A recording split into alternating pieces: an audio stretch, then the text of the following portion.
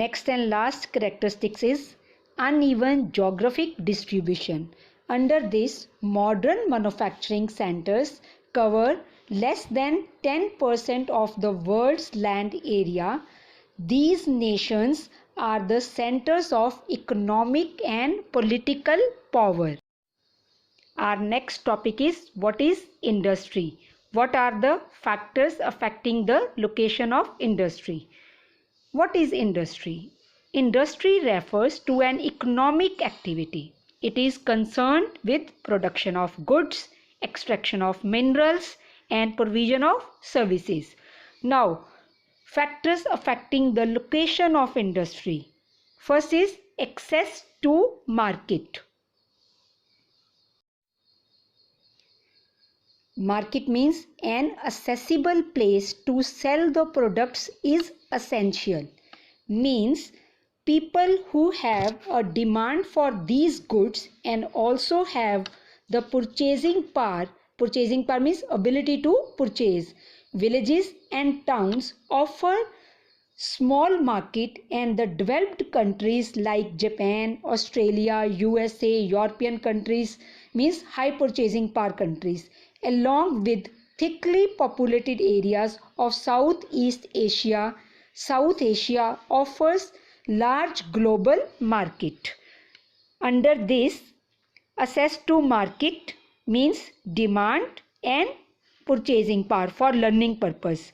Now next is access to raw materials.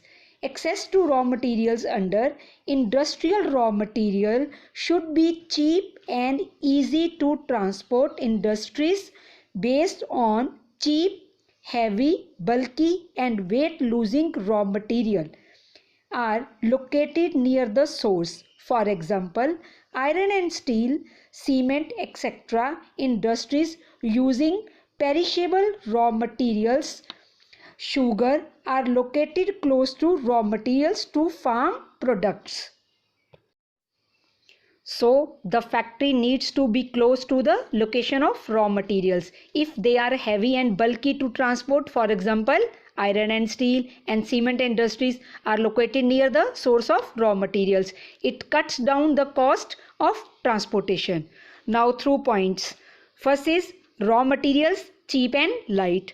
Next, industries based on cheap, bulky materials are located close to the sources of raw materials such as sugar, steel, cement industries and so on. Now the next point, access to labor supply. A large and cheap labor force is required for labor-intensive manufacturing industries. High technology industries have to locate where suitable skilled workers are available. Some type of manufacturing skill requires skilled labor through increasing mechanization, automation and flexibility of industrial processes have reduced dependency of industries upon labor. Next fourth point, access to source of energy. It means access to power supply. Power supply is needed for working of the machines in a factory. Earlier industries were near to coal fields. Today electricity allows more freedom. Earlier coal was the major source of energy, but today hydroelectricity, petroleum are also important sources of energy. Industries with more power requirements are located close to the source of power. For example, aluminium industry. Fifth is transport and communication facilities. A good transport network helps to reduce costs and make the movement of raw materials and finished goods easier. Speedy and efficient transport facilities to carry raw materials to the factory and to move finished goods to the market are essential for the development of industries. The cost of transport plays an important role in the location of industrial units. Communication is also an important need for industries for the exchange and management of information. Next, government policies. Industrial development is encouraged in some areas and restricted in others. Industries that are located in deprived areas may receive financial incentives and assistance from the government in the form of low rent and tax rebates. Governments adopt regional policies to promote balanced economic development and hence set up industries in particular areas, like free trade zones, export processing zones, free ports.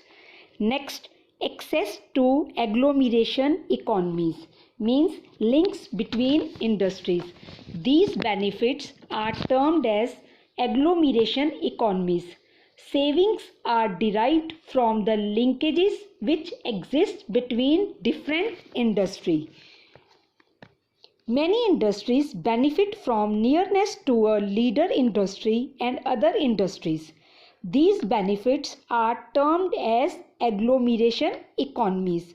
These factors operate together to determine industrial location.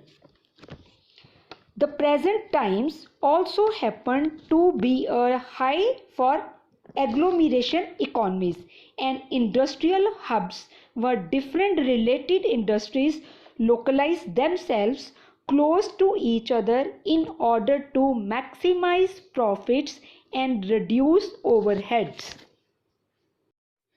So related to this, one important question: name the factor which plays the most dominant role in the ideal location of an industry. Explain any 5 to 6 reasons in support of this factor. Before we start the classification of manufacturing industries, one important term: footloose industry. So what is footloose industry? Footloose industries can be located in a wide variety of places. They are not dependent on any specific raw material, weight losing or otherwise. They largely depend on component parts which can be obtained anywhere. They produce in small quantity and also employ a small labor force.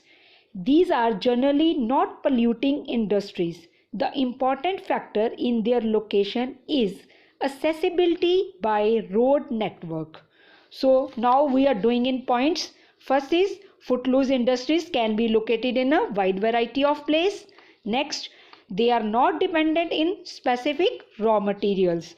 Production in very small quantity. Small labor force need small labor force, and these kind of factories eco-friendly. These kind of industries are eco-friendly. For example, computer chips, diamond company, and so on. Now classification of industries. Manufacturing industries are classified on the basis of their first is size, then inputs means raw materials, then output means product, and last ownership. You know very well, according to size means cottage industries, household industries, small scale industries, large scale industries, and according to inputs or raw materials, agro based industries, mineral based industries, chemical based industries, forest based industries, animal based industries, and so on. And next, according to output or product, basic industries, consumer goods industries, and last, based upon ownership, according to ownership, public sector, private sector, joint sector, and so on. Now we will discuss one by one in detail. First we will discuss on the basis of size. On the basis of size, household or cottage industries. It means according to basis of size, industries divided into 3 parts: household or cottage industries, small scale industries, and large scale industries. Now first we will discuss household or cottage industries. Under this, we are doing according to points. Smallest manufacturing unit set up within the residential area, means start from home, uses local raw materials. Finished products are consumed within household or sold in a local market, nearby market. Simple tools are used to produce goods of everyday use. Uses family or part-time labor. Capital and transportation are not that significant here as it uses local raw materials and market. Now next, small scale manufacturing. Small scale manufacturing is a workshop outside the home cottage of the producer. This type of manufacturing uses local raw material, simple power driven machines. It requires semi-skilled labor. Labor-intensive small-scale manufacturing units have been developed in India, China, Indonesia, and Brazil in order to provide employment to their population. It provides employment and raises local purchasing power. For learning purpose, we are doing in points: a large market, various raw materials from outside, large or high power resources, skilled labor means specialized labor, advanced technology, assembly line, mass production, and last, large capital investment. Now the classification based upon the raw materials. Raw materials means inputs. On the basis of the raw materials used, the industries are classified as agro-based, mineral-based, chemical-based, forest-based, and animal-based. Now, first we will discuss agro-based industries.